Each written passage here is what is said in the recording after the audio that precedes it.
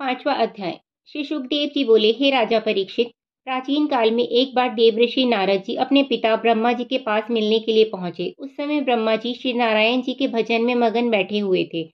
नारद उन्हें देखकर अपने हृदय में इस प्रकार सोचने लगे कि समस्त सृष्टि के रचने वाले पितामह ब्रह्मा जी किसका ध्यान कर रहे हैं?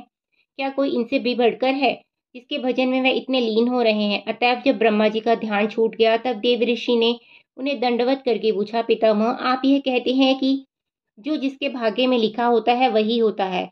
इधर मैं देखता हूँ कि आप समस्त सृष्टि को रचकर पुनः उनका इस प्रकार संहार कर देते हैं जैसे कोई मकड़ी अपने मुंह से जाला निकलने के बाद पुनः उसे स्वयं ही खा लेती है।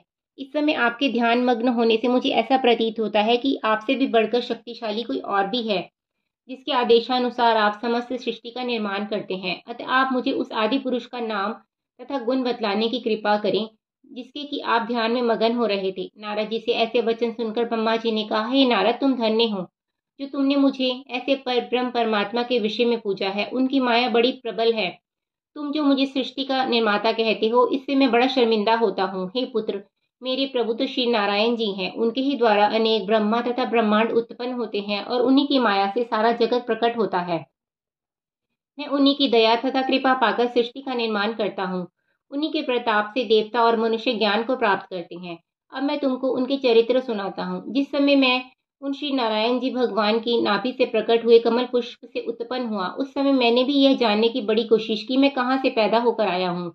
जब इस विषय में मुझे कुछ मालूम ना हुआ तब उन्हीं श्री नारायण जी का स्मरण करने से मुझे यह ज्ञात हुआ कि श्री नारायण जी ने ही मुझको प्रकट किया है। ये चंद्र, सूर्य तथा तारागण आदि सब उन्हीं के तेज से प्रकाशित रहते हैं और इस जगत में जितनी भी वस्तुएं हैं वे सब उन्हीं की दैवी माया से उत्पन्न हुई हैं। समस्त प्राणियों के देह में उन्हीं का तेज व्याप्त है और स्वयं भी अपने तेज से प्रकाशित हो रहे हैं।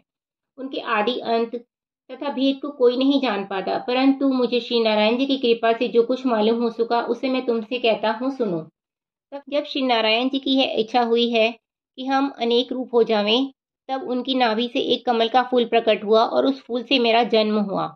मुझे देखकर श्री नारायण जी ने मुझको सृष्टि रचने का आदेश दिया। उनका यह आदेश पाकर मैंने अपने हृदय में सोचा कि मैं सृष्टि का निर्माण कैसे कर सकूंगा। तब श्री नारायण जी की दैवी माया से सात्विक, राजस एवं तामस की उत्पत्ति हुई। तब मैंने उन्हीं तीनों गुणों की शक्ति एवं पंच तत्वों द्वारा सृष्टि का निर्माण करके पृथ्वी की रचना की। फिर पृथ्वी, अग्नि, जल, वायु, आकाश, इन पांच तत्वों की सहायता से समस्त प्राणियों के शरीर की रचना की। मैंने जिस पृथ्वी को कमल के पत्ते से बनाया था, जल पर नहीं ठहरती थी, इसलिए वह 1000 वर्षों तक लगातार डगमगाती रही। जब मैंने श्री नारायण जी से पृथ्वी के डगमगाने का हाल कहा, तब उन भगवान ने उसे अपनी शक्ति द्वारा जल के ऊपर स्थिर कर दिया। इस प्रकार उसका हिलना बंद हुआ। वेदों में लिखा है कि उस विराट स्वरूप की 1000 मस्तक, 1000 हाथ, 1000 चरण, 1000 नेत्र और कान हैं। छठा अध्याय। श्री शुकदेव जी बोले, हे राजन, ब्रह्मा जी ने श्री नारायण जी की विराट स्वरूप का वर्णन किया। वे बोले, हे नारद, उस विराट स्वरूप को इस प्रकार समझना चाहिए कि ऊपर के सातों लोग उसकी कटी के ऊपर के और नीचे के सातों लोग उसकी कटी के नीचे के भाग हैं। मुख अग्नि है और वृक्ष आदि शरीर के रोम, 10 दिशाएं कान, समुद्र पेट, सूर्य आंख, पर्वत शरीर की हड्डियां, नदियां शरीर की नसें, पवन श्वास, इंद्रादि देवता भुजाएं, अश्वनी कुमार नाक, समस्त सुगंध, नाक के छिद्र, आकाश नेत्रों का गोलोक, रात दिन पलक भंजना, जल पांव, जगत का स्वाद, जीवा, यमराज दांत, माया हंसी, लज्जा ऊपर का होठ, लालच नीचे का होठ, धर्म छाती, अधर्म पीठ, मेघ शेर के बाल तथा वर्षा का जल वीर्य समझना चाहिए।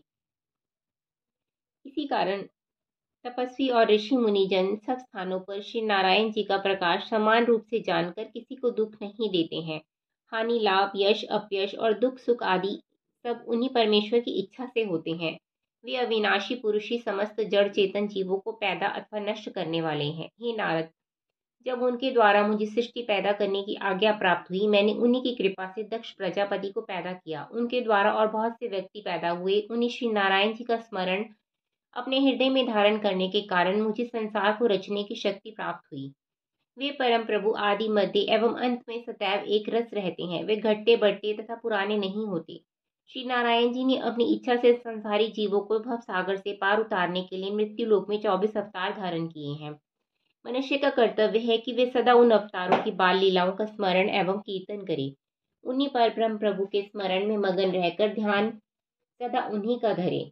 जब अंतःकरण शुद्ध एवं पवित्र होकर उसमें श्री नारायण जी का प्रकाश प्रकाशित होता है, उस समय मनुष्य आवागमन से छूटकर भव सागर से पार उतर जाता है। इतनी कथा सुनाकर ब्रह्मा जी ने नारद को श्रीमद् भागवत के वे 4 मूल श्लोक सुनाए जो उन्होंने श्री नारायण जी से सुने थे।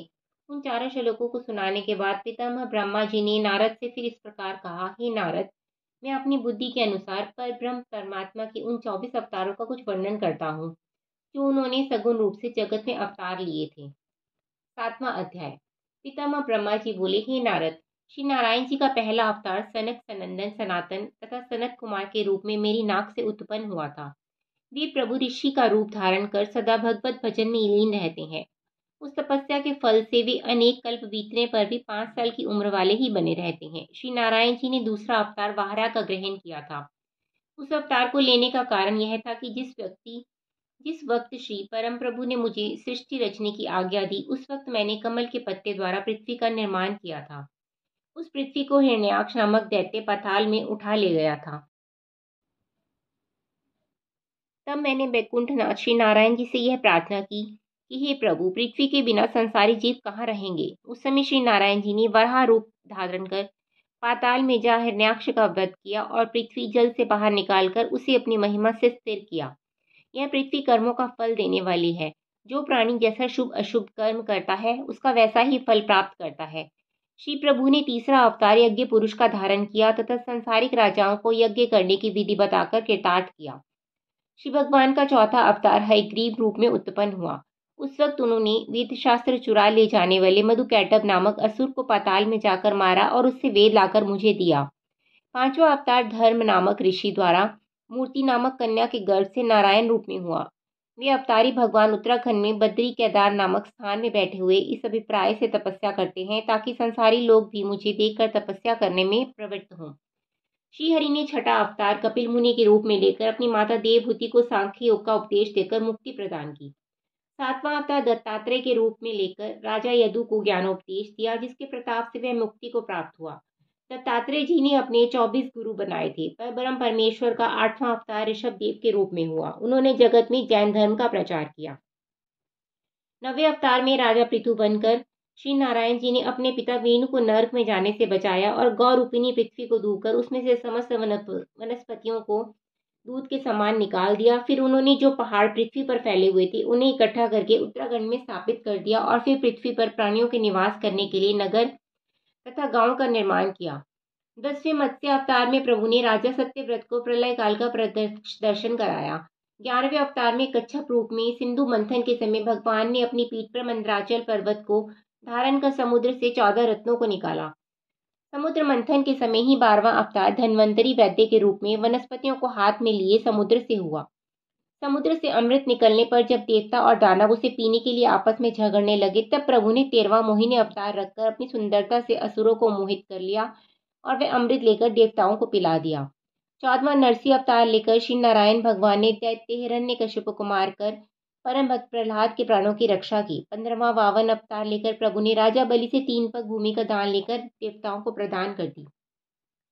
16वां हंसा अवतार लेकर नारायण जी ने सनत कुमार जी को ज्ञान का उपदेश देकर उनका अहंकार दूर किया। 17वें नारायण अवतार में प्रभु ने भक्त ध्रुव को अपना साक्षात दर्शन दिया। 18वें हरि अवतार में प्रभु ने ग्रह का संहार करके गजेंद्र की प्राण रक्षा की। 19वें परशुराम अवतार में प्रभु ने हरि भक्तों को कष्ट पहुंचाने वाले अधर्मियों का वध किया और भूमि को 21 बार क्षत्रियों से हीन करके ब्राह्मणों को दान में दे दिया।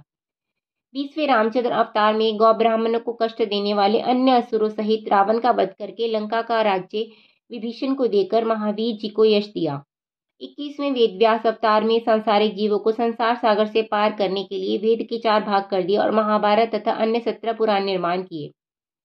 22वें कृष्ण अवतार में भगवान श्री कृष्ण चंद्र जी ने कौरव पांडवों में महाभारत करा दिया और कंस, काल यवन एवं जरासंध आदि पापी राजाओं को मारकर पृथ्वी का भार दूर किया और संसार में रहते हुए बहुत से चरित्र किए। 23वां बुद्ध अवतार लेकर राक्षसों का मन यज्ञ करने से हटाया। तत्पश्चात कलयुग के अंत में परब्रह्म प्रभु का 24वां अवतार कल्कि नाम से होगा। वे हाथ में तलवार लेकर नीचे घोड़े पर बैठकर अत्याचारी और पापी लोगों को मारते हुए संसार में सत्ययुग में कर्मों की स्थापना कर धर्म को बढ़ाएंगे। हे नारद जी, मैंने अपनी मति के अनुसार उस अविनाशी परब्रह्म प्रभु के 24 अवतारों को तुम्हें सुनाया है। जो प्राणी अज्ञान के कारण श्री नारायण भगवान को भली प्रकार नहीं पहचानता है, उसे चाहिए कि वह ज्ञान एवं मोक्ष को पाने के लिए इन अवतारों को अवश्य सुने। जो ज्ञानी मनुष्य सब प्राणियों में एकमात्र भगवान त्रिलोकीनाथ को ही प्रकाशित देखता है, उसे ब्रह्म ज्ञानी एवं आवागमन से मुक्त जानना चाहिए। हे नारद, मैं संसार को उत्पन्न करता हूँ, विष्णु भगवान उसका पालन करते हैं और शंकर जी सबका संहार करते हैं। ये तीनों देवता भी श्री नारायण जी के ही अवतार हैं। संपूर्ण जगत उन पर ब्रह्म परमेश्वर की माया में लीन होकर स्त्री पुत्र धन आदि के मोह जाल में फंसा हुआ है। जिस पर भगवान नारायण की अटूट कृपा होती है, वही इस जाल से मुक्ति पाता है। इस भवजाल से मुक्त होने के लिए परब्रह्म प्रभु के ध्यान, कीर्तन एवं लीला चरित्रों के सुनने से उत्तम अन्य कोई प्रयत्न नहीं है। भगवान के अवतारों के चरित्रों का वृत्तांत चारों वर्ण के मनुष्यों को सुनाना उत्तम कहा गया है। जय श्री कृष्ण।